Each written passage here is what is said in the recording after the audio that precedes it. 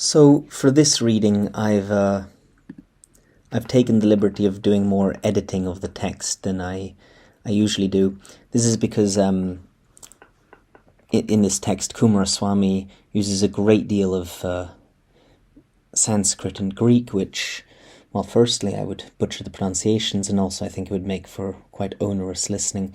Also, his referencing system, he uses abbreviations for all the texts he references, and the abbreviations are in the first footnote, so I think that also makes for rather onerous listening. So I've taken the liberty of omitting all of that. Nonetheless, it's an excellent text. The link is in the description if you want to read it in full. And without any further delay, let's get into it.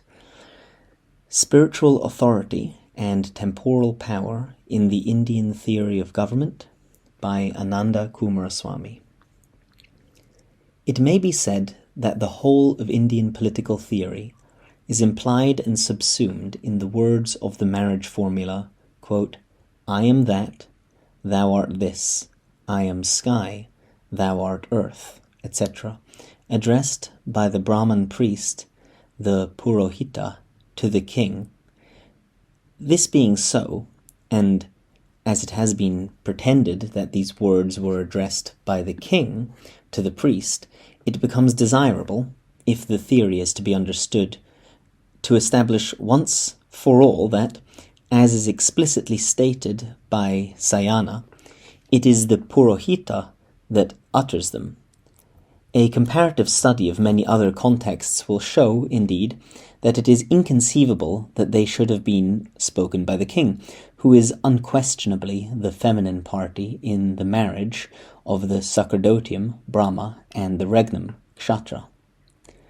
We must premise that Mitra Varunau, and likewise Indragni and Indra Brahaspati, are Sisgis, or progenitive pairs.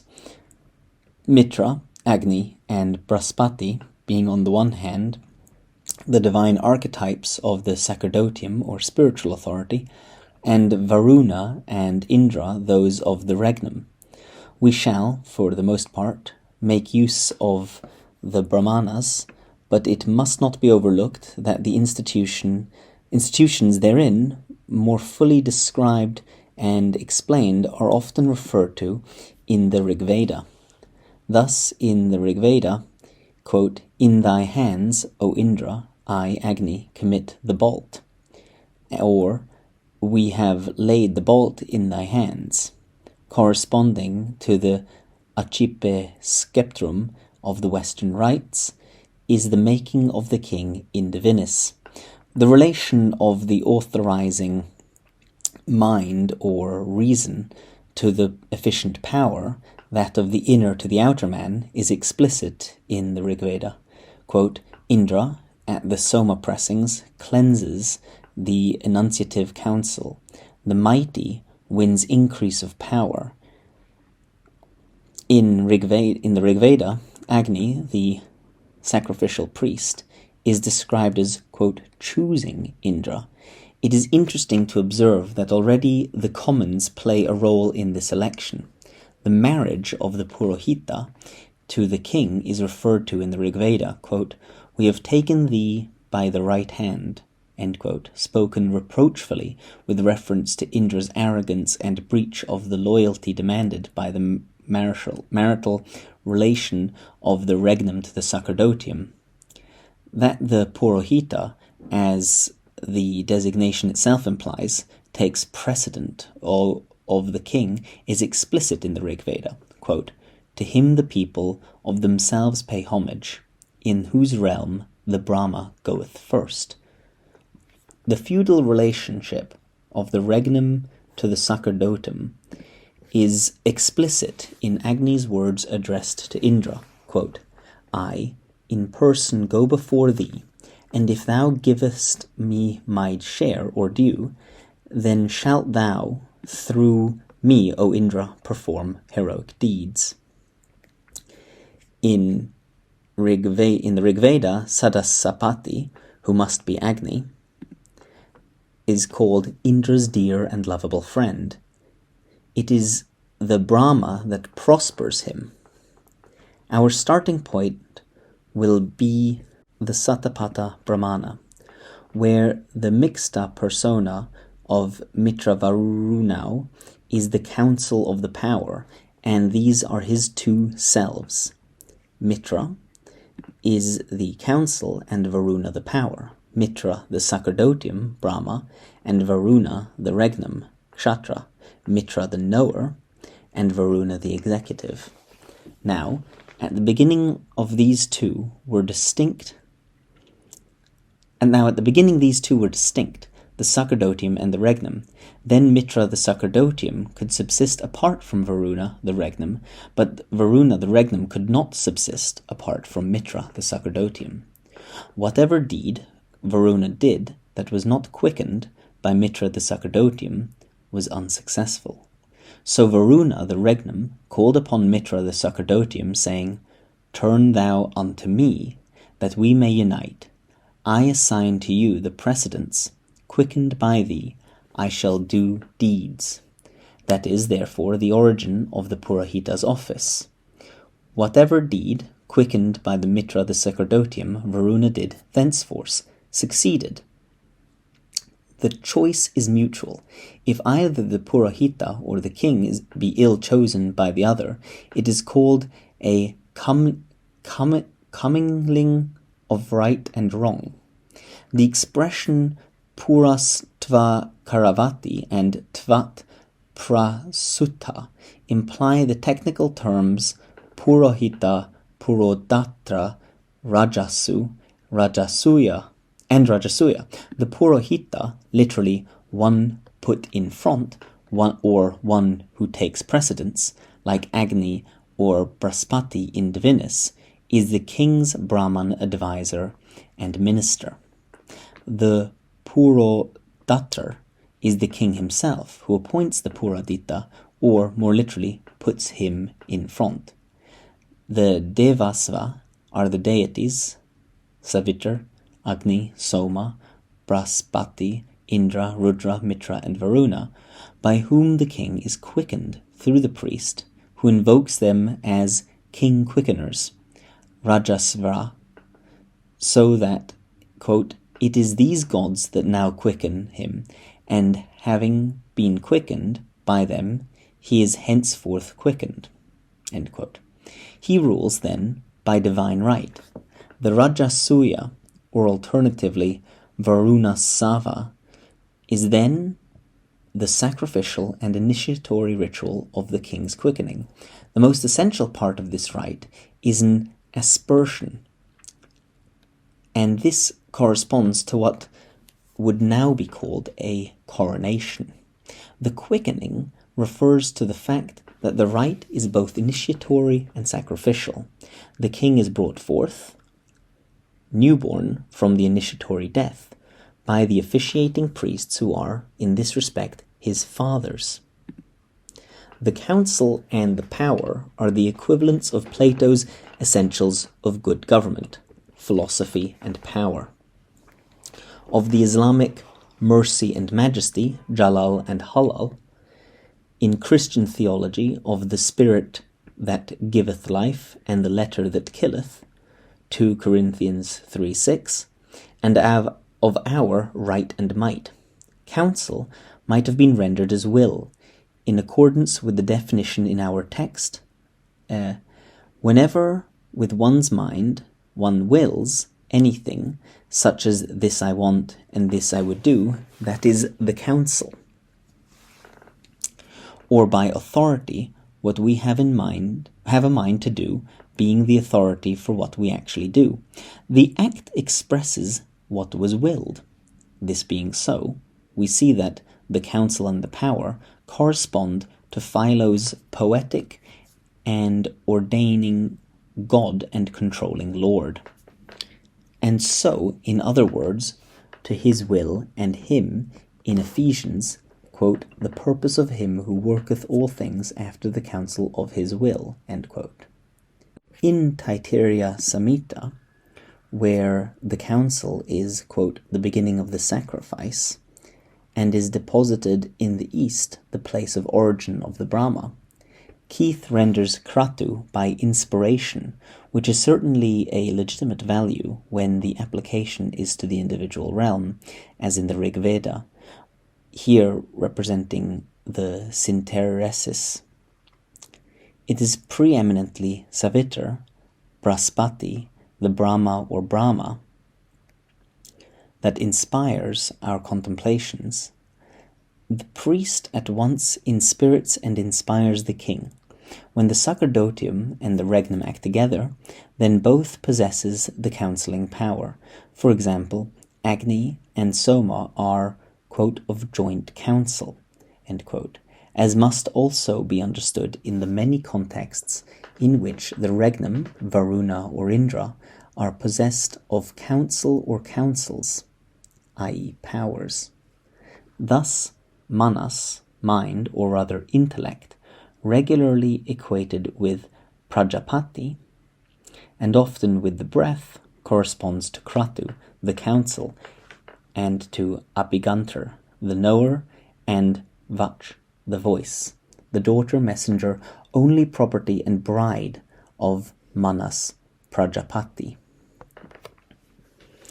Corresponds to daksha, the power, and kratar, the executive or agent.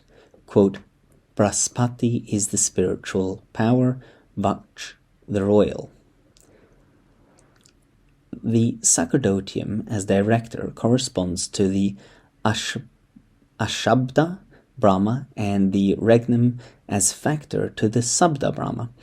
It is with reference to the Sabda Brahma, the spoken word, that it is said that, quote, Vach is the Brahma mantra, and that this air, i.e. a vibration, and with reference to the Ashabda Brahma, that it is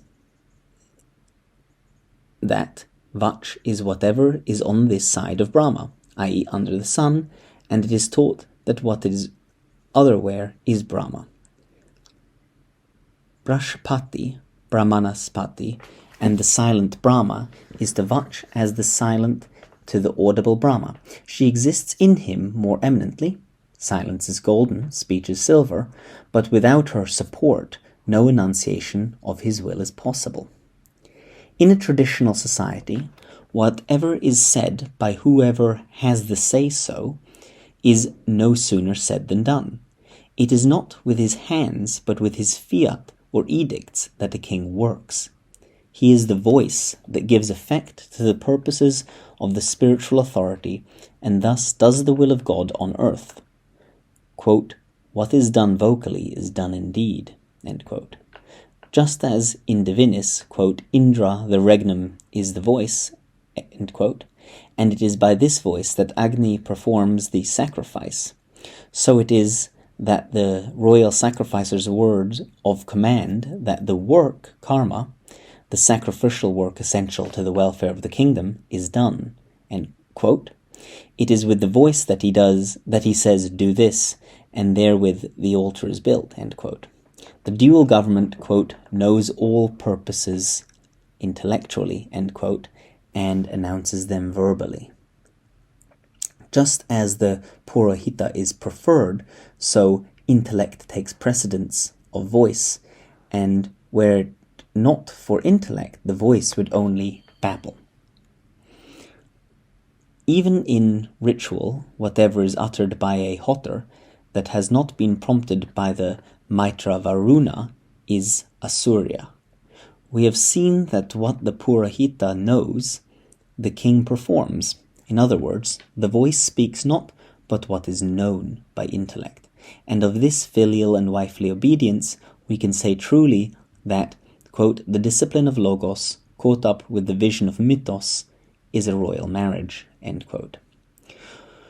When the royal voice is thus informed, quote, what is done vocally is done indeed, end quote. Priest and king speak with one voice, just as it is only when instigated by the sacerdotium that the king is effective, so in the same way whatever the subject does, uninstigated by the two, the sacerdotium and the regnum, is misdone, and men belittle him, saying, quote, even what he does is undone, end quote.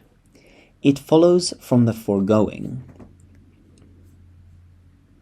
that it is not for the king to say, command, or do anything he likes, but only what is ordered to the end and thus correct.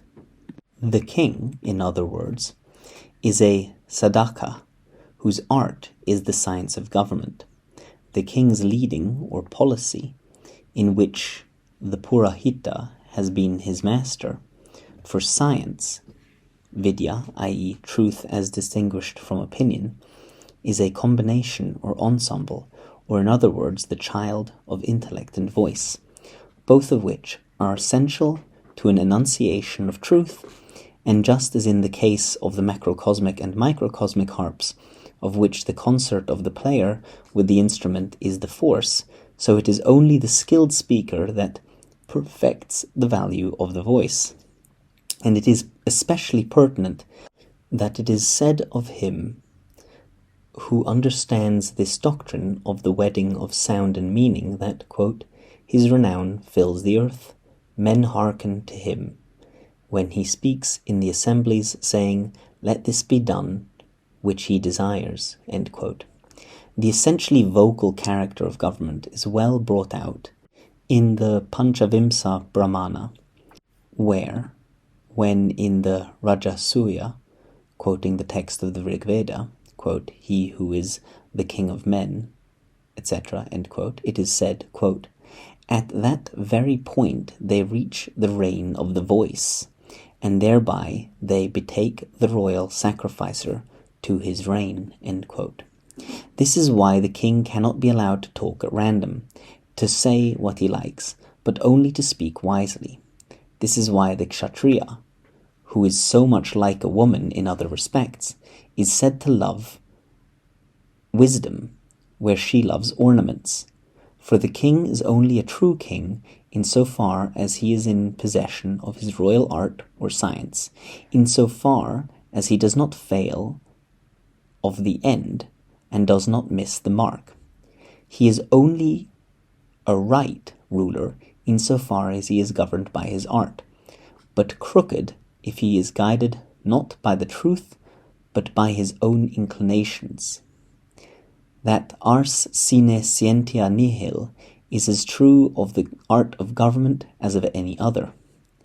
If the oriental and traditional monarch is not a constitutional ruler, whose actions merely reflect the wishes of a majority of his subjects or those of a secular minister, nor king by virtue of any social contract, but a ruler by divine right, this does not imply that he is an absolute ruler, but on the contrary that he is himself the subject of another king, as is explicit in, and I'm sorry I can't source these references, but the claim is that in those sources it states that where it is affirmed that the law, dharma, than which there is nothing higher, is the very principle of royalty.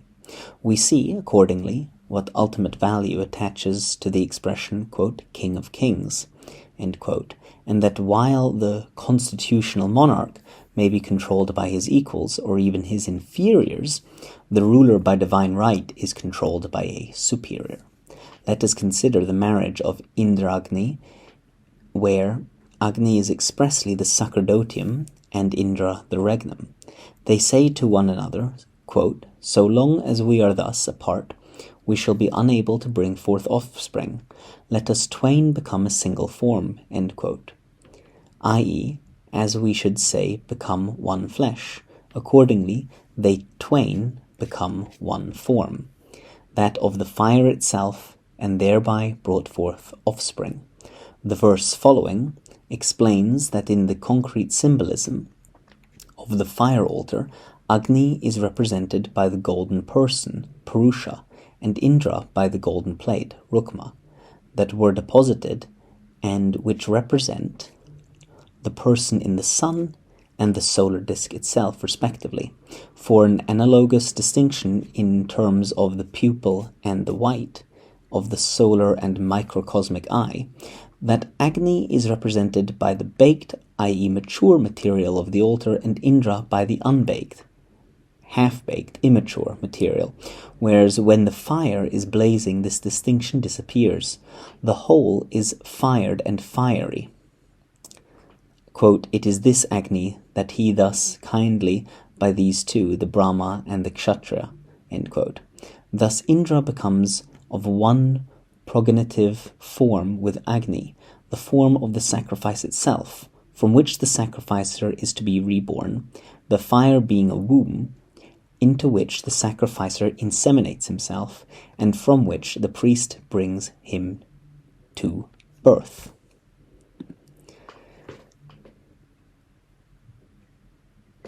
Agni, that was before and the one now kindled in the fire pan, who hate one another, incidentally a very significant statement of the natural opposition of the conjoint principles.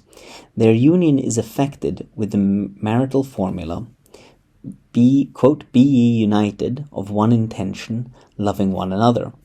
I have conformed your minds, operations, and wills. Be ye unanimous, sharing one home, for our sake, end quote. The last words, be ye unanimous, etc., occur also in the Taittiriya Samhita, where they are used for the union of fire sticks, equated with Puruvas and Urvashi as parents of Agni Ayus, with this marriage of those, quote, who hate one another. And let not betrothed brother hate brother, an incantation in virtue of which the gods are neither sundered from nor hate one another, of which the application is also to husband and wife, i.e. sky and earth, the father who separates his daughter, these two worlds that go apart from one another. This union of mutually antagonistic principles, the former and the latter, i.e. elder and younger, is essentially that of Varuna with Mitra, for thou, Agni, art born as Varuna, and it is as Mitra that thou art kindled. It is the former, Thonic, Agni, that is Varuna, and not Mitra, which is as much to say Amitra, unfriend. That which is of Mitra is not of Varuna. The regnum takes no delight in the sacerdotium. The two Agnis are the same as those of the previous text, one whose form is that of Varuna and deadly to be touched, the other whom one approaches, making him Mitra. They are the Agni tied up, who as Varuna may attack the sacrificer, and the Agni whose unloosening disperses the wrath of Varuna. The two Agnis correspond not only to Indra and Agni, regnum and sacerdotium, but to the two possibilities of the sacerdotium itself. For the Purahita is originally Agni Vaishvanara of the five wraths, and if he be not offered to, pacified, and endeared, he repels the sacrificer from the world of heaven, from the regnum, might, realm, and subjects, so that the king is well advised to make a Mitra a friend of him. Quote, he that is friendly with such an one, that king roots him who hates him. The marriage in the Jaminia Brahma is not explicitly one of the sacerdotium and regnum, but of principles that are their equivalents in other contexts. The marriages of two worlds, referred to as abodes, quote, in the beginning this all was twofold, being sat and non-being asat both.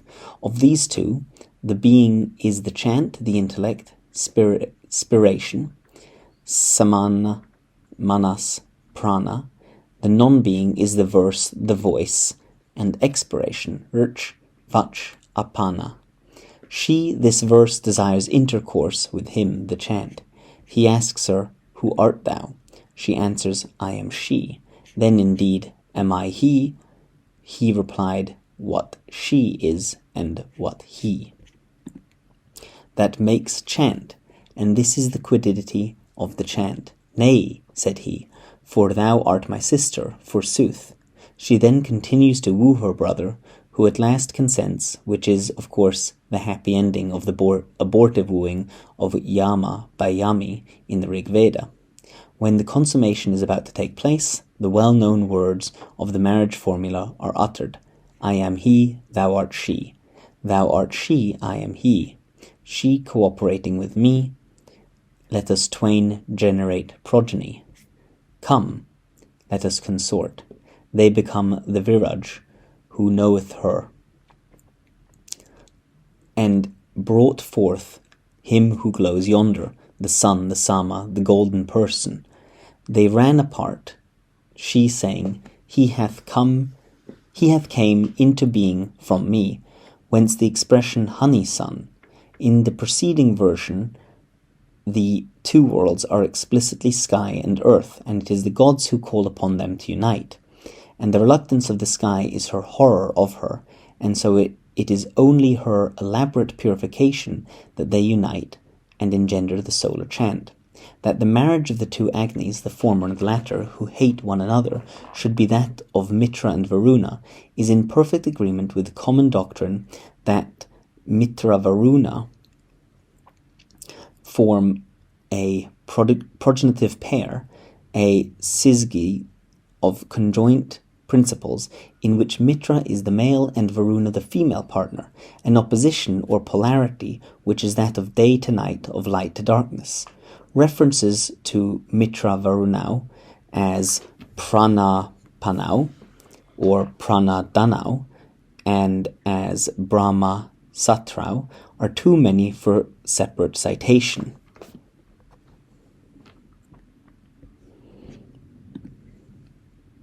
The same relations subsist when the names of Mitra-Varunau are replaced with the terms Apara and Para-Brahma, as in the Bhagavad Gita, where Krishna sets the embryo in the great Brahman, his own higher nature. The womb of all and whence is the becoming of all things, saying also that I am the Father that bestows the seed. It is accordingly quite in order that so many of the terms expressing the relationship of Mitra-Varunau should have a sexual connotation.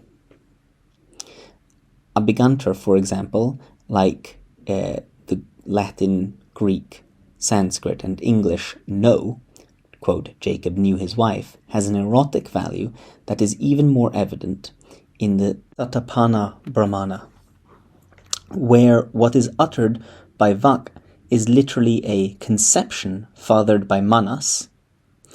The invitation Upa Mavaratsva Samsrajarahai, my apologies for that pronunciation, corresponds to the marital Mam Anuvrata Bhutva Sambhavavaihai of the Jaminiya Upanishad Brahmana, and the marriage formula of I am he, thou art she, I am the harmony, thou the words, I am sky, thou art earth, let us twain here become one, let us bring forth offspring. Echoed in that for the marriage of sacerdotium and regnum. Amongst the syzygies to which we have referred, it is that of the two worlds, sky and earth, Dhyaya Vapritri, Zeus and Gaia, the universal parents upon whose harmony depend the prosperity and fertility of the entire universe, which is chiefly taken to be the norm and archetype of all marriage. Thus, the Samiti, or Samsristi, of Brahma and Kshatra is in the sense in which the Brahmanas demand in every ritual operation a conjunction of contrasted forms, apart from which contrast there would be no effective and productive coupling. The spark of life is only evoked, the sacrificial fire is only kindled, the music only illuminated when contact has been established between two oppositely charged poles, the two ends of the pole that connect the altar with the sun, a pole that is fired from above and lit from below. The relative femininity of Varuna will be all the more apparent if, in accordance with the generally received opinion, that Mitra is the sun and Varuna the dark sky, the solar domain, we consider the relation of the sun, Aditya, and the sky, Dyaus, for there are many texts that refer to the sun as the husband of the sky. That the sun inseminates the sky, that he forms his likeness in the womb of the sky, are no more than paraphrased in the words Mitra inseminates Varuna, cited from the Panchavimsha Brahmana and Satapatha Brahmana. It is as the sun that Prajapati unites with the sky. Dyaus is conspicuously feminine in the Jaminiya Upanishad Brahmana, where the great with the great, the god with the goddess, Brahma with the Brahmani united. The text going on to explain that the reference is to the union of Agni, Vayu, and Aditya with earth, air, and sky, and that Agni, Vayu, and Aditya are the threefold Brahma. To this threefold sovereign correspond the threefold world of Rig Veda and the three bright realms that Brahaspati revealed in the Rig Veda, and the one-syllable voice whose three parts, distinguished by Prajapati, are these worlds, as explained in the Panchavimsha Brahmana. Dyaus is feminine in some 20 Vedic contexts. The relationship of sun to sky discussed above is the same as that of Vayu to air and Agni to earth, which last is also that of Yama to Yami. The ratio is by no means peculiar to the upper world, but to all three worlds, and to all the pairs in any of these worlds. The relationship is universal, as was also implied in Jalini Upanishad Brahmana, cited above. The three Gandharvas of light, Agni, Vayu, Aditya, the persons of the Vedic Trinity and the universal lights of the fire altar, form with their respective domain lots or participations, bhakti, earth, air, and sky, three forms of dawn, ushas, three progenitive pairs or syzygies. The text of the Rig Veda is even more explicit. Three foremost lights, three Aryan children, inseminate the world. Three hearts ensue the dawn. These Vashistas know full well. And also in the Rig Veda, the mighty three-faced bull is the husband, he the inseminator of the everlasting dawns. The three greats of the preceding verse, the bull, the inseminator of the everlasting dawns, in whom the spirit of all that is in motion or at rest. And also in the Rig Veda, where earth, air, and sky are filled by the solar spirit of all that moves or is at rest. The King of Kings is thus the progenitive solar spirit, who takes the form of Agni, Vayu, and Aditya in relation to the triple dominion or three dominions which are so often spoken of as dawn or dawns, and are the three worlds of air, earth, and sky, the three earths of which Savitri is the mover in the Rig Veda. Savitri's three bright realms, that the Asura's three hero sons, govern in Rig Veda. The knowledge of the three worlds and their rulers is the triple science of Jalini Upanishad Brahmana. Of the logoi in which it is expressed, the briefest form is that of the well-known formula Bur Bhuvas Svar. It is precisely this knowledge of the relations of the three world overlords to their domains that fits the Purahita for his office. The Vasishtas, the comprehensors, are the well-indoctrinated Brahmans and Vashita. Having been Indra's Purohita in the beginning, one can say it is, therefore, a Vashita that should be made the Brahma, and, as in the Jalini Upanishad Brahmana, that the Brahmana pertains to Vashita. He is the Brahman, he is the Brahma who is a compenser thereof, and assuredly to have understood this doctrine of the three overworlds fully would have been to have grasped the whole theory of government. Furthermore, the king who has for a Purohita to guard his kingdom, as its pastor, a Brahmana possessed of this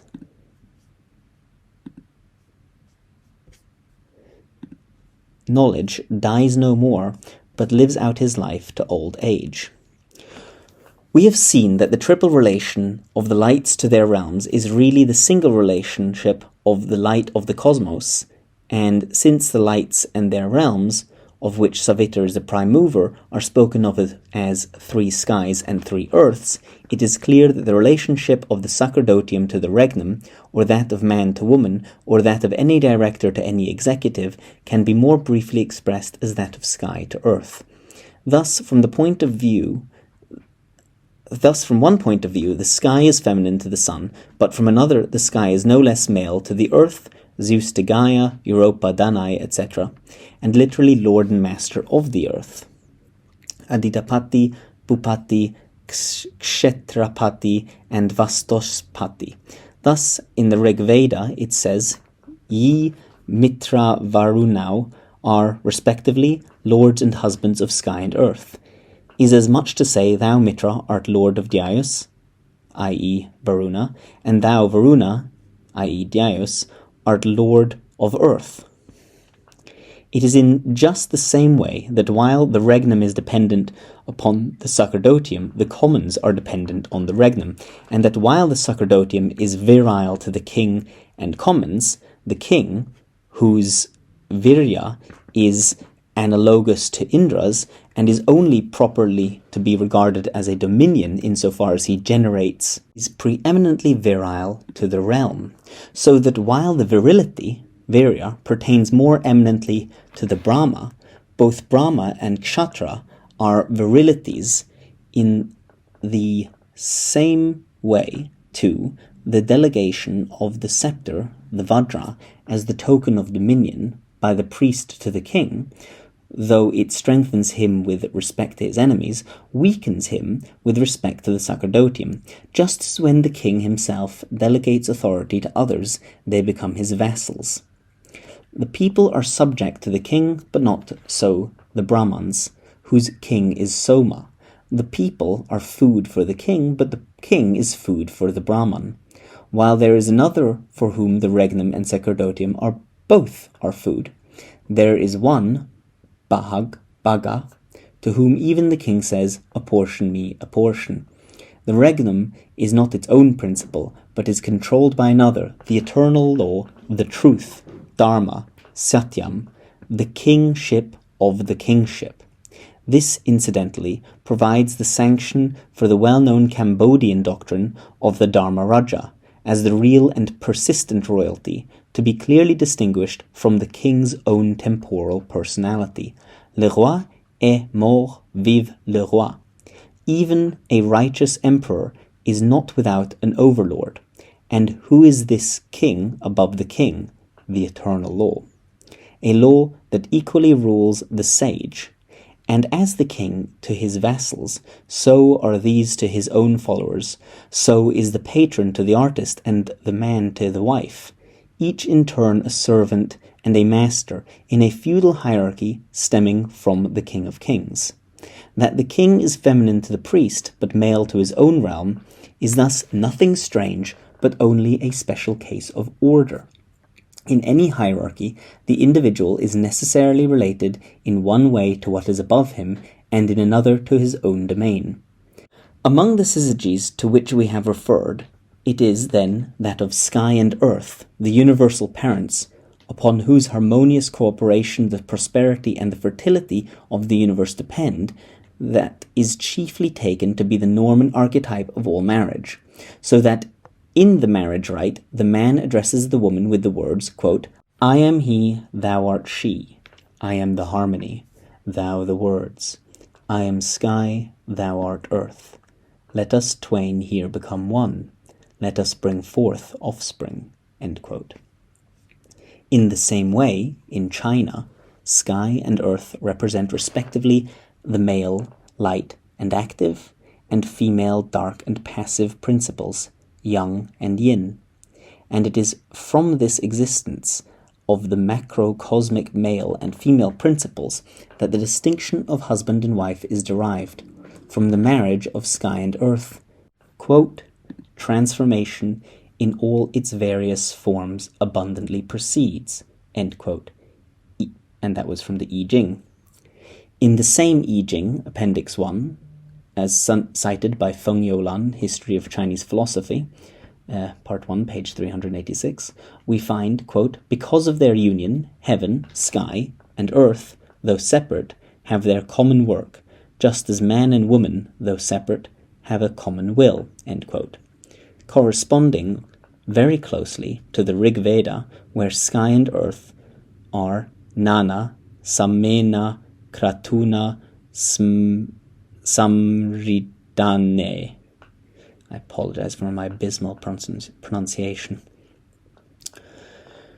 We are now at last in a better position to understand the mutual choice or wooing of one another by the high priest and the king, and to understand the marriage formula with which the alliance of their houses is effected.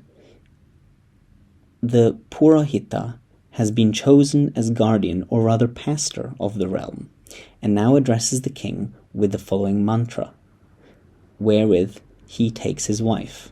I am that, thou art this. Thou art this, I am that. I am sky, thou art earth. I am the harmony, thou the words. Let us twain here unite our houses. Thou art the body, protect thou my body from this great dread. End quote. That these words, to which Sayana refers as the Rajna Purohita Avarana Mantram, could only have been spoken by the Purahita to the king, may be said to have been proved by the already accumulated evidence of the masculinity of the sacerdotium with respect to the regnum. That Amoham Asmi must have been spoken by the priest is further confirmed by the fact that the would-be king addresses the fire, the archetype of the Purahita, with the words Amo Namasi, thy name is that, or he. Sa is this earth, Ama is Agni. That it is the Purohita that utters the words I am that, he, is stated explicitly by Sayana. Sayana also makes it clear that the whole of the rest of this section, beginning Ya o Sati, is likewise spoken by the Purahita, who thus consecrates the seat given to him by the king and at the same time blesses the realm. The Purahita is the man and the king the woman. Observe that it is to the king that the words bear thou rule are addressed, and that it is with reference to a wife that the words let her bear rule are spoken. The potential purpose of the divine marriage, in which the priest and king are the representatives of sky and earth, is apotropaic, of death, and especially famine. The words of the text reflect the refrain Raksatam no Abharbat of the Rig Veda, addressed to sky and earth day and night. It is by means of the divine marriage and the sacrifice that death is averted from the kingdom, as we saw in note 34. The marriage is an insurance against the privation of the Rig Veda, quote, the great dread, the uplifted bolt, end quote.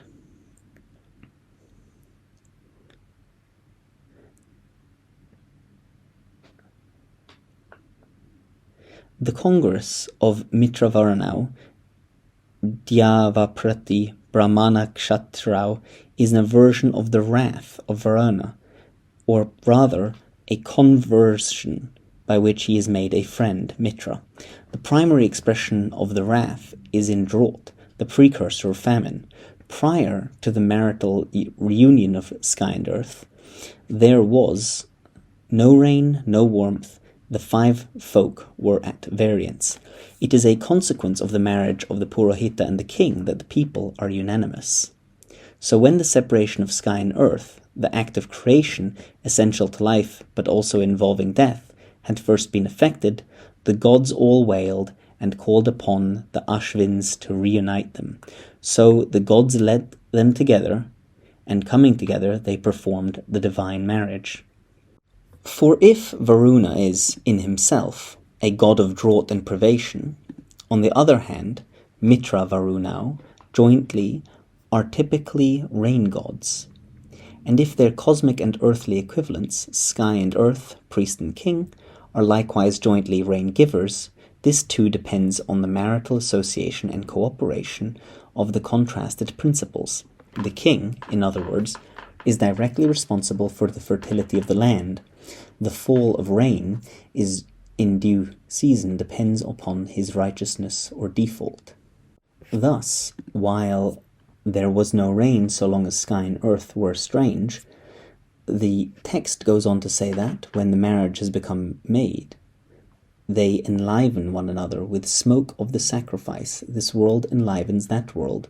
With the rain, that world enlivens this. The seminal union is effected with, as it says in the Rig Veda, wherewith the priest fertilizes sky and earth, and it is upon these two, thus saturated, that these children live as means of subsistence. We can understand better now the traditional and worldwide doctrine that the very life and fertility of the realm depend upon the king, to whom accordingly it is said, "For our bread art thou, for rain unto us art thou, for our paternity of offspring. For all this have we aspersed thee." For unless the king fulfills his primary function as patron of the sacrifice, the circulation of the shower of wealth, the limitless, inexhaustible food of the god, that falls from the sky as rain and is returned from the earth to the sky in the smoke of the burnt offering, will be interrupted. That man's offerings are transmitted to the gods is the smoke of sacrifice. In the smoke of sacrifice is, of course, implied in the fact that Agni is the missile priest. It is indeed in the same way that the spirit of the deceased, whose body is offered up on the funeral pyre, ascends thence. It is then only when the priest and the king, the human representatives of sky and earth, God and his kingdom, are united in the performance of the rite, only then thy will is done on earth as it is in heaven, implying a mimesis of the heavenly forms. That there is both a giving and a taking and a giving, not indeed an equality, but a true reciprocity. Peace and prosperity and fullness of life in every sense of the words are the fruits of the marriage of the temporal power to the spiritual authority, just as they must be of the marriage of the woman to the man on whatever level of reference. For verily, when a mating is effected, then each achieves the other's desire, and in the case of the divine mating of the sacerdotium and the regnum, whether in the outer realm or within you, the desires of the two partners are for good here and hereafter. The needs of the soul and the body are to be satisfied together. But if the king cooperating with and assimilated to the higher power is thus the father of his people, it is nonetheless true that satanic and deadly possibilities inhere in the temporal power. When the regnum pursues its own devices, when the feminine half of the administration asserts its independence, when might presumes to rule without respect for right, when the woman demands her rights, then these lethal possibilities are realized. The king and the kingdom, the family and the house alike are destroyed, and disorder prevails. It was by an assertion of his independence and a claim to equal rights that Lucifer, to be distinguished from the lux, as the solar disk is distinguished from the person in the sun, fell headlong from heaven and became Satan, the enemy, and by a like paranoia that Indra, when maddened by his pride in his own heroic power, became their oppressor, and could only be reawakened from his stupor by the spiritual power, by Saptagu Braspati. We have also the case of the king Soma, who oppressed Braspati, but was afterwards reconciled to him, and that of Nahusa, who in the epic replaces Indra for a time, but is ruined by his arrogance. See Sanchavashcha Brahmana, where if the king should be intoxicated by his ritual exaltation, let him fall down headlong. A self-assertion on the part of the regnum is at the same time destructive and suicidal. In a traditional society, the oppressor is excommunicated and legally deposed. This may be followed by a submission and apokatastasis, as in Indra's case and as foreseen in Islam for Iblis, or by the installation of a more regular successor in whom the kingship is reborn. In an anti-traditional society, when the oppressor has been removed by a popular revolution, those who have been oppressed propose to govern in their own interests and become oppressors in their turn. The majority oppresses the minority. The rise of a plutocracy undermines what is still in name a majority rule. The inefficiency and corruption of the plutocracy prepares the way for the seizure of power by a single proletarian who becomes a dictator, or what is called in more technical terms a tyrant, who no longer pays even lip service to any power above his own, and even if he has good intentions, is nevertheless unprincipled. This caricature of monarchy in turn prepares the way for a state of disorder, such as may well be realized in the world in our own times. It is, indeed, already apparent that what we call our civilization is but a murderous machine with no conscience and no ideals. Such is the final consequence of the divorce of the temporal power from the spiritual authority, might from right, action from contemplation. We have so far discussed only the cosmic and political aspects of the science of government, and with reference to the individual as a subject. But this doctrine has also a self-referent application. The question is not only one of a universal and national or civic order, but also one of an internal economy. In the last analysis, the man himself is the city of God, and can as well be said of him as of any other city that, quote, "The city can never otherwise be happy unless it is drawn by those painters who copy a divine original," end quote, Plato, The Republic. Here also, then, there must exist a government in which the factors of disorder must be ruled by a principle of order, if the goals of well-being in this world and the other are to be reached. That man has two selves is a universal doctrine. These are respectively natural and supernatural, the one outer and active, the subject of passions, the other inner, contemplative and serene. The problem of the internal economy by which the man's ends can all be attained is one of the relationship of the psychophysical ego to the spiritual person, the outer king to the priest within you. For as Plato so often puts it, the welfare of the entire soul and body depends upon the unanimity of the mortal and immortal selves within you, as to which shall rule. That the Purohita is the instigator and the king the agent reflects the individual constitution in which the inner person is the Karyeter and the elemental self, the outer man, the Karter. These two selves of the man, who is Dvyataman, virtually at birth and actually by rebirth, are respectively human, born of woman, and divine, born of the sacrificial fire. The two selves correspond to, are the traces of, those of Mitra Varunau, Sacerdotium and Regnum, and to the two natures of the Brahma, respectively mortal, concrete and vocal, and immortal, discreet and silent, etc., whereby he is Dvati Bara, of one essence and two natures. That the inner and the outer man are the trace of the two natures, sacerdotal and royal, in divinis can be shown as follows. It is as the truth or reality, satya, and as untruth and unreality, anartha, that Brahma enters into these worlds nominally and phenomenally. That's namna and rupena. In other words, both as affirmation, om, and negation, na. The distinction of satya and anartha is that of the devas from the asuras, that of om and from na is that of the devas from others, whether men or asuras.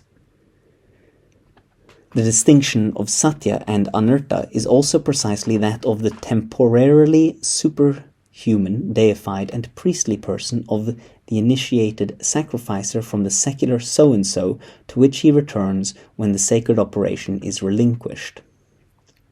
Where the king is similarly desecrated as the conclusion of the rite, where he calls upon the Trinity to witness the now once more I am who I am.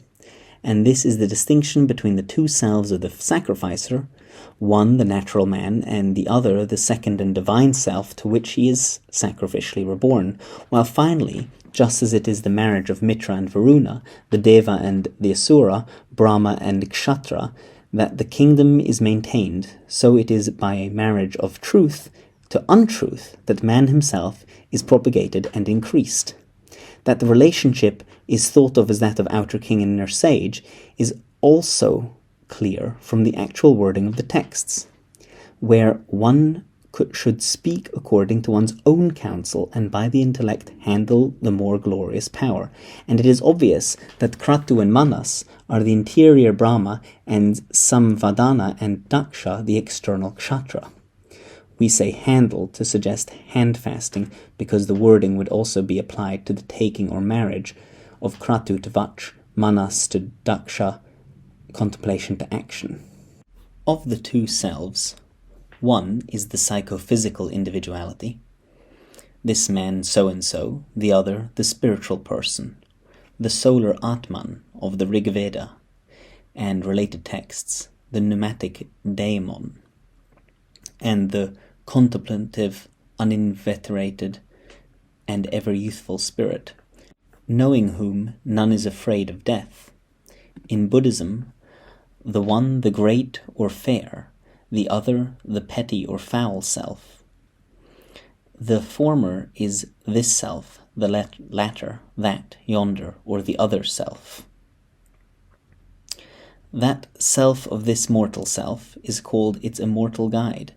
This self is passible, its immortal self, as is the drop of water on the lotus leaf, unattached, imperturbable.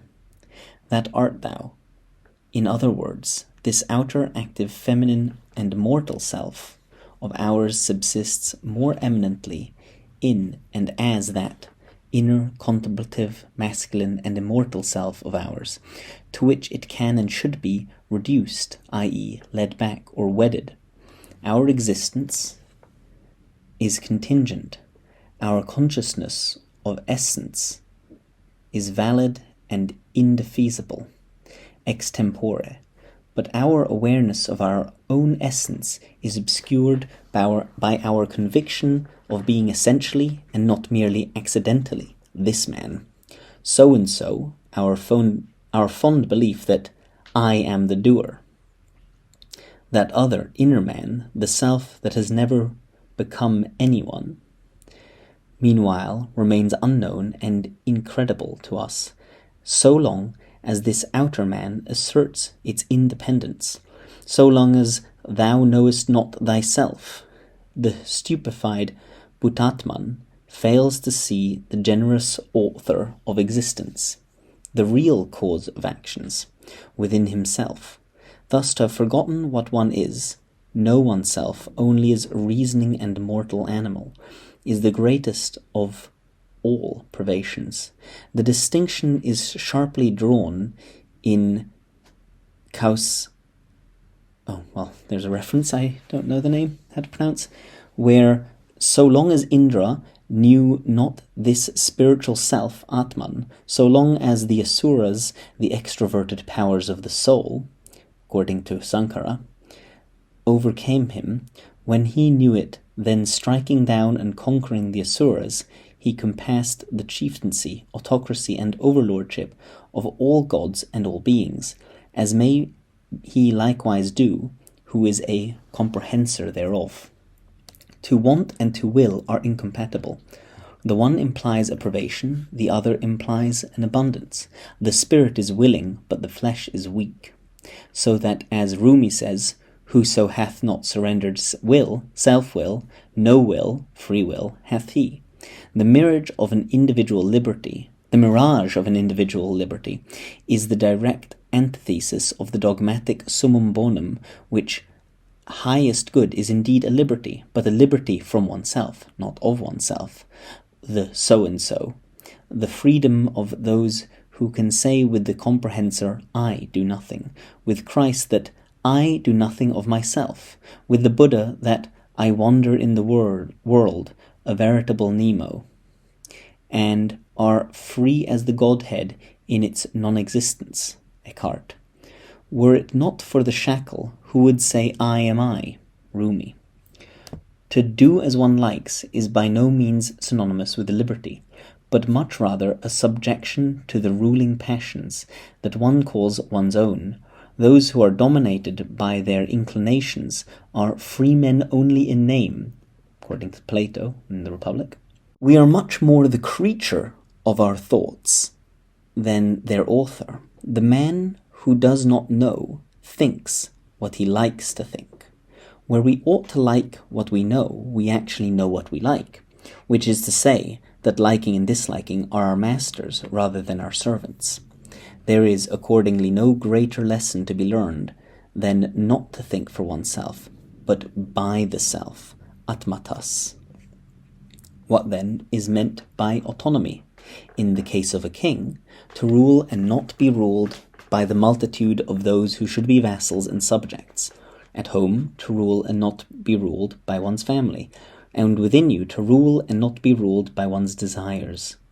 He whoso pleasures is in the spiritual self, whose love sports are with the self, he whose bridegroom is the self, and whose bliss is in the self, becomes autonomous, and a mover at will in every world, and those whose knowledge is heterogeneous become heteronomous, and do not become movers at will in any world. For here on earth the children of men dwell in subjection to command, since whatever it be that they desire, whether a kingdom or a field, i.e. whether it be a king or any other man, it is on that very thing that they base their life. And why then, as St. Augustine exclaims, should miserable men venture to pride themselves on their free will before they are set free? For whom a man is overcome, to him he is assigned in slavery. When this mystic union of the inner and outer man has been consummated, when the two fires that hated one another have been made one, in this affectionate, unanimous, and cooperative marriage, then it can be said that this self offers itself to that self, and that self to this self. They unite with one another. By this earthly feminine form, he, the aforesaid comprehensor of Indra as overlord, unites with yonder world, and by that form with this world. Thus both worlds are gained for both selves, this world without that other within you. We say within you here, because it is at world's end that sky and earth embrace, that world's end, beyond which there is no more grieving, is at the core of our own being, and that is the wayfarer's goal. On the other hand, we are naturally at war with ourselves, and often not merely at war with what is divine in us, but ignorant of it because of our notion that I am the doer, and so effectively oneself and selfless, although potentially possessed of both natures, this born of the flesh and that born of the spirit. Our house is divided against itself. In this state of disorder, man's self, the tyrant, has no other foe than the self, the legitimate king. That self is a friend to the self, that hath of itself vanquished itself, but a foe at war with one who lacks the self. Such a privation of self, and corresponding mortality, was the original condition of both the gods and titans. Devas and asuras were in the beginning equally anatman, and only Agni amarta. And as we men now, i.e. selfless and mortal, so were the gods in the beginning. The gods, however, desired. Let us do away with the privation, the evil, death. They longed for the world of heavenly light. The Son himself desired. Let me indeed cut off all the evil, so that I may ascend to the world of heavenly light. He saw the sacrifice grasped it and sacrificed therewith. Thus he cut off all the evil and ascended to the world of heavenly light. And he, it is that having put off, now shines. It was, in fact, only by qualification, by Agni's counsels, by the sacerdotium that the gods attain their immortality. As did the sun, so may now the man who is a comprehensor of sacrifice cut off all evil and rise above himself. It is only in finding himself that a man rise above himself. It is only in finding himself that a man is beatified. For all that is other than the interior self of all, other than thyself, is an affliction. The answer, then, to the question, who is worthy to enter into union with the sun, i.e., to break out of the universe, is that he is able, he is an arhat, who can answer to the question, who art thou? I am myself. It is him that the welcome is addressed. It is to him that the welcome is addressed, come in, O myself. But if he has not verified the words, that art thou, if he does not know who he is, but speaks of himself by his own or a family name, he is driven or dragged away from the door and excluded from the marriage. Woe unto him who departs from this world, not having known that imperishable. Thus, the first and last of all man's deeds is to know himself. The science of self is the final term of all doctrine. The ancient and timeless oracle, know thyself, re-echoes throughout the Philosophia Perennis. The doctrine of the self is thus appropriately introduced by such questions as, which is the self? Who is our self? What is Brahma? And in whom, when I go forth hence, shall I be going forth? I.e., when I give up the ghost, Sanctus Spiritus, shall I be in that immortal spirit, or, in the words of Blake, seized and given into the hands of my own selfhood? What the answer to this last question shall be depends on the degree of our self-knowledge now. Whoever departs from this world without having found the spirit, there is no freedom for him. But the comprehensor of the common person of all, the comprehensor of the Logos, that is myself, he, when he goes forth, falls in with the incorporeal self and leaves behind him the other and corporeal self. There can be no doubting for him who is assured of this, that this self of mine in the heart is Brahma, co-essential with him am I, when I go hence forth.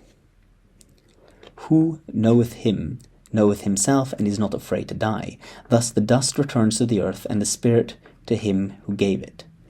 We need only add that these doctrines of man's two selves and of their composure are as much Buddhist as Brahminical and as much Platonic as Christian as either of these. The composure of the yogin, in whom the habit of samadhi persists, is in fact the same as his self-possession, the possession of and by oneself in the death-like sleep that is the enteleki of the beatific conjunction of the conjoined principles Indra and Indrani. So let the comprehensor sleep, he who with love leadeth forth all his children, he is verily the breath. And these breaths or lives are his own subjects, and when one sleeps, then these breaths, his subjects, go in unto him. This sleep is verily coming unto one's own, as it is expressed metaphysically. Thus it is that he is not merely one, but also several, as what is one in the whole and many in its parts, absolutely, and many accidentally, and thus both akala and kala. Now just as in English coming into is taking possession of, so here there is play on the words api, to go in unto, and up, to take possession of, suggested by the likeness of svapaya to svapi. This relationship of the loyal breaths to the breath, their first principle, can also be stated as that of the sensitive selves to the central self, where on the one hand the knowing self enters into the body, and on the other these sensitive selves depend on that self as retainers on their chieftain. He for them and they for him, for thou art ours and we are thine. It is when a man is asleep, in the sense intended above, where what is called being asleep is really coming into one's own. And it is clearly that svapna, as a technical term, really means that mastery of the senses and effectively dhyana. As in Hermes Trismegistus, a man is said to be asleep when he curbs the senses, as horses are curbed, and only when he is thus asleep that he is really empowered and really free. When he sleeps, these words are his. Then he becomes as great as a king or a great Brahman. Likewise, he attains the high and the low. Even as a great king, taking with him his people, so also this man reigns in his senses, drives about in the chariot of his own body at will. The only royal road to power is to become one's own master, the mastery of whatever else follows. This is the traditional secret of government, Chinese and Platonic as much as it is Indian. The whole point of the injunction, let the comprehensor sleep, will be lost if we think it is opposed to the let him fight or act. These are no longer conflicting, but coincident imperatives for what is now the mixed-up persona of Krishna Arjuna, rather than the single and hesitant person of Arjuna only. The sleep intended is the having the sense powers in hand and under one's control, and thus really possessed. And this is the autonomy of the king, who is free to move at will in his own realm, while the action intended is the activity of one whose actions are not reactions to pleasure and pain, but only such as are correct. To combine and paraphrase 2 sections from the Bhagavad Gita, he who sees inaction in action and action in action, asleep in waking and waking in asleep, he is wise, he is awake, he is all in act. Yoga is skill in works. The kingly art is precisely karma yoga, and it need but little of this lore to save from the great fear. The dharana, dhyana, samadhi of yoga, Christian considerato, contemplatio, and excessus or raptus, are so many degrees of self-possession, consummated in going out of being, or being emptied of oneself and finding of one's real self, which is also the self of the immanent spirit. When the rider in the psychophysical vehicle is liberated from all these things with which he has been stuffed, and by which sense perception he has overcome, then indeed he proceeds to union with himself. We are thus brought back to the deepest value of self-possession. When thou art rid of thyself, then art thou self-controlled, and self-controlled art self-possessed, and self-possessed possessed of God, and all that he has ever made. And this is from Eckhart, a passage that reads like a literal translation from an Upanishad. By the same token, a deeper sense emerges in the expression all alone by himself, in the conflict with death, in which the issue is literally one of victory or death. We are all alone, but by oneself. That means side by side with our very self, the inseparable companion. There remains then to be affected in every man, who is still a kingdom or house divided against itself, such a marriage of selves as we have spoken of. We have already alluded to the consummation of the divine marriage, as the beatific union of Indra and Indrani, the persons in the right and left eyes. These two are respectively the king and queen on the right and on the left.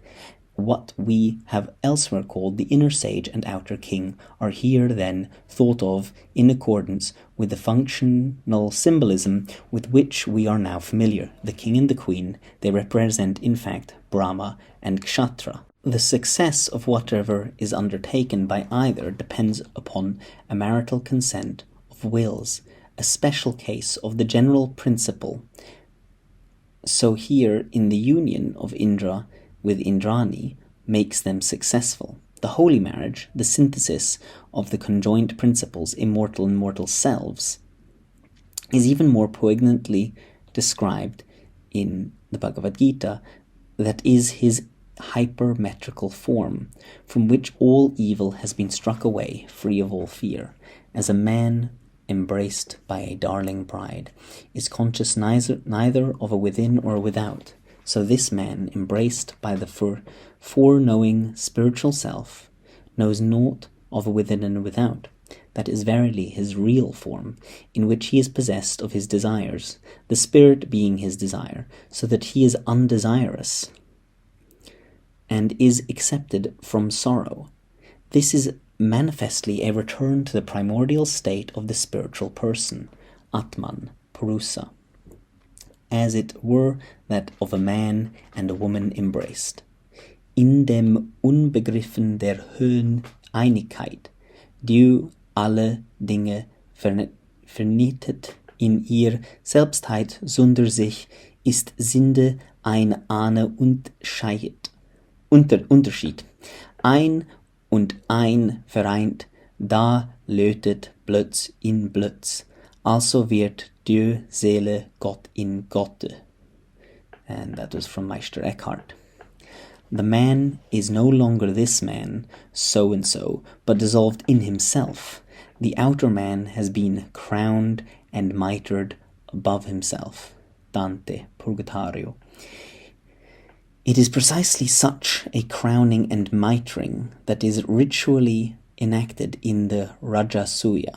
The king's divinity is not his own, not this man's who sits upon the throne, but that of the principle that overrules him and of which he is not the reality, but the living image, instrument and puppet.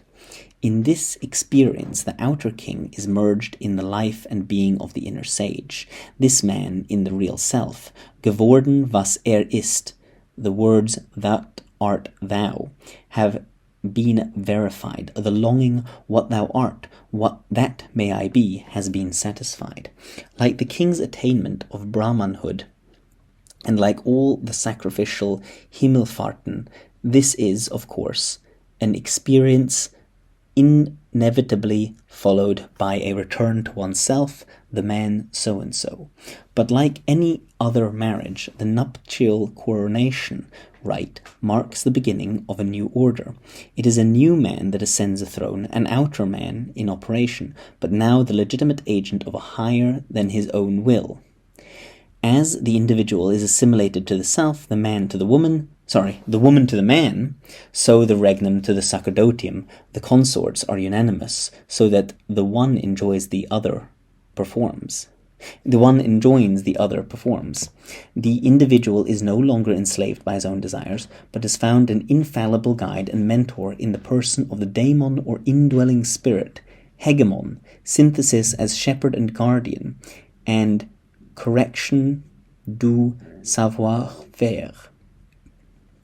The inner sage, who may be called the chaplain within you, and to whom the Purahita, who is the chaplain of the king's house, corresponds in the civil realm. The artist is no longer expressing himself, but can say with Dante that I take note, and even as he dictates within me, I set it forth. Purgatorio. The married woman is no longer at large, but now in charge of a kingdom, that of her household. And all of these agreements are analogous to the agreement of an emperor who makes a treaty of peace with a rebellious vassal or a would-be independent ruler who, in accordance with customary Indian policy, explicit in the Arthashastra, is now restored to his throne and empowered to govern, but now as the emperor's friend. It is the same for the inner and outer man. There is now a state of peace, where there had been one of anxiety. The composure of the outer rebel and inner leader enables the whole man to rise above the battle, even while participating in it. The king is now in reality a highness. His actions are no longer determined by the likes and dislikes of his sensitive part, but inwardly instigated, and being thus strictly speaking inspired participate in the infallibility of whatever ever proceeds ex cathedra from the tripod of truth. The burden of responsibility transferred to other shoulders no longer adds to the sum of his mortality, and we can say, O King, live forever. When we speak of a king as His Serene Highness, we are speaking precisely of the truly royal quality of self-possession by which a king, even if he be really a king, is indeed exalted. Thus, from the standpoint of Indian sociological theory and that of all traditional politics, an individual tyranny, whether that of a despot, that of an emancipated artist, or that of the self-expressive man or self-sufficient woman, affects in the long run only what is ineffectual. All self-importance leads to the disintegration and finally the death of the body politic, collective or individual. The essence of the traditional politics amounts to this, that self-government, sraraja, depends upon self-control, atma samyama. No, I'll try that again. Atma samyama. Rule on ruliness. One may say that this conception of government survives even in modern India, since the political victory foreseen by Gandhi is assuredly one that can only be achieved by a self-conquest. The king is such by divine right and appointment, and by the same token the executive of a higher than his own will. Or if he rules only by might and does his own will, he is a tyrant and must be disciplined. The same applied to the individual who, if only concerned with the good of the work to be done and not with himself, and if he thinks of himself only as an instrument governed by his art, is worthy of all honour, and if he asserts and seeks to express himself, worthy of all dishonour and shame. The kingship envisaged by the Indian and traditional doctrine is thus as far removed as could well be from what we mean when we speak of an absolute monarchy or of individualism. The supposedly Machiavellian Arthashastra flatly asserts that only a ruler who rules himself can long rule others. Whatever sovereign, even one whose dominion extends to the ends of the earth, is of perverted disposition and ungoverned senses, must quickly perish, going on to say that the whole of this science has to do with a victory over the powers of perception and action. The application is to the king, the man of action, and artist in any domain whatever. There is nothing that can be truly and well done or made except by the man in whom the marriage of the sacerdotium and the regnum have been consummated, nor can any peace be made except by those who have made their peace with themselves. Subham bhavatu. If you value my work, I'd be most grateful if you would like, subscribe, leave a comment, and share this video with anyone you think might be interested. If you would like to support me in working on this project, I'd be deeply thankful if you would consider becoming a regular supporter through Patreon or making a one-time donation through Ko-fi, links in the description. If you do subscribe, please remember to hit that little bell icon, because otherwise YouTube won't inform you when I upload new videos. If you'd prefer to read my essays over the video format, they are all available in written form on Substack. Link also in the description.